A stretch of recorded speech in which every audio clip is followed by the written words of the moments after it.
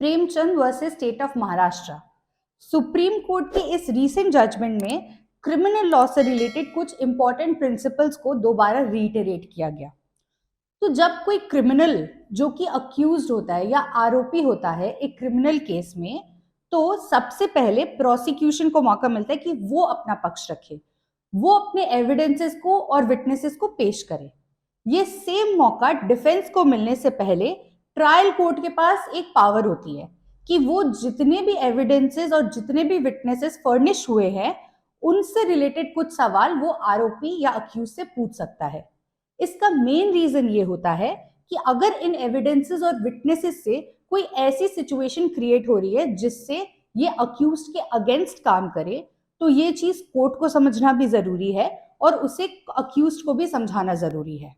तो ये जो पूरा पावर है ट्रायल कोर्ट का, ये सीआरपीसी की सेक्शन 313 में मेंशन्ड है। तो आप सोच रहे होंगे कि हम इसे क्यों डिस्कस कर रहे हैं। तो जैसे मैंने आपको पहले बताया कि कुछ वेल सेटल्ड प्रिंसिपल्स हैं जो कि power to examine the accused से रिलेटेड है। तो ये प्रिंसिपल्स जो है वो ऑलरेडी बहुत ज्यादा ओवर द इयर्स जुडिशियरी के केसेस के थ्रू डेवलप और इवॉल्व हो चुके हैं। तो फिर आपके मन में एक और सवाल आ सकता है कि हम इसे फिर दोबारा क्यों दोहरा रहे हैं। तो इसी पे है हमारा आज का वीडियो। तो हेलो एवरीवन, मैं हूं शालिनी और आप देख रहे हैं एएसएलसी इंस्टीट्यूट का यूट्यूब चैनल ल्यूसिड स्ट्रीमिंग। तो इस Premchand versus state of Maharashtra case में क्या हुआ था कि जो अक्यूज थे उन्होंने एक आदमी का मर्डर किया था और 3 लोगों पे अटेम्प्ट टू मर्डर किया था। इसके लिए बॉम्बे हाईकोर्ट की नागपुर बेंच ने उन्हें सेक्शन 302 ऑफ द आईपीसी के तहत लाइफ इम्प्रिजनमेंट की सजा दे दी थी। पर ट्रायल कोर्ट ने एक बहुत इंपॉर्टेंट बात पे ध्यान नहीं दिया था। वो ये बात थी कि जब सेक्शन 313 ऑफ द सीआरपीसी के अंडर वो अपनी पावर यूज कर रहे थे इस अक्यूज को एग्जामाइन करने के लिए, तब उस समय अक्यूज ने एक वॉलेंटरी रिटन स्टेटमेंट दिया था जिसमें उन्होंने ये पूरे हादसे को अच्छे से डिस्क्राइब किया था। उसको पढ़ के ये पता चला कि ये जो पूरा हादसा हुआ था जिसमें उनसे मर्डर हुआ और अटेम्प्ट टू मर्डर हुआ, वो सडन प्रोवोकेशन की वजह से हुआ था। उनका झगड़ा काफी ज्यादा बढ़ गया था एंड वे खुद भी इंजर हुए थे। तो जिस बात पे ट्रायल कोर्ट ने गौर नहीं फरमाया उस बात पे ध्यान गया हमारे सुप्रीम कोर्ट का। उन्होंने इन्हीं प्रिंसिपल्स को दोबारा से हाईलाइट किया और समराइज किया। इस केस में आगे क्या हुआ वो जानने से पहले हम इन प्रिंसिपल्स को समझ लेते हैं। तो ऐसे 10 प्रिंसिपल्स हैं। सबसे पहला प्रिंसिपल ये कहता है कि सेक्शन 313 जो है वो अक्यूज्ड को अपनी इनोसेंस एस्टैब्लिश करने में मदद करता है, क्योंकि ट्रायल कोर्ट के ऊपर ये मैंडेट है कि उसे अक्यूज्ड को समझाना पड़ेगा कि उसके अगेंस्ट में क्या एविडेंसेस और कौन कौन से विटनेसेस आ रहे हैं। तो जब अक्यूज ये बात समझ लेता है तो वो उन्हें रेफ्यूट कर सकता है। दूसरा प्रिंसिपल ये है कि सेक्शन 313 ये एंश्योर करता है कि जो अक्यूज्ड है और कोर्ट उनके बीच में डायरेक्ट कांटेक्ट हो। इसी तरह थर्ड प्रिंसिपल से ये हमें पता चलता है कि जब भी किसी अक्यूज्ड के अगेंस्ट में कुछ सवाल है, कुछ इल्जाम है, कुछ एविडेंसेस हैं, तो वो उन्हें कोर्ट में ही डिनाई कर सकता है। फोर्थ प्रिंसिपल ये कहता है कि अगर कोई अक्यूज्ड सेल्फ इंक्रिमिनेटिंग सर्कमस्टांसेस को एडमिट करता है तो उसके लीगल डिफेंसेस क्या हो सकते हैं। सिंपल वर्ड्स में अगर समझे तो सेल्फ इंक्रिमिनेटिंग सर्कमस्टांसेस मतलब ऐसे सर्कमस्टांसेस जिसमें आपकी खुद की इन्वॉल्वमेंट हो, उसको मान लेना। फिफ्थ प्रिंसिपल से हमें ये पता चलता है कि सेक्शन 313 में क्योंकि कोर्ट डायरेक्टली अक्यूज्ड को सवाल करता है, तो अक्यूज्ड प्रोसिक्यूशन के जो क्रॉस एग्जामिनेशन क्वेश्चंस है उनसे बिना डरे हिम्मत कर कर अपनी बात को कोर्ट के सामने रख सकता है, क्योंकि डर के आगे तो जीत है। सिक्स्थ प्रिंसिपल जो है वो काफी यूनिक है।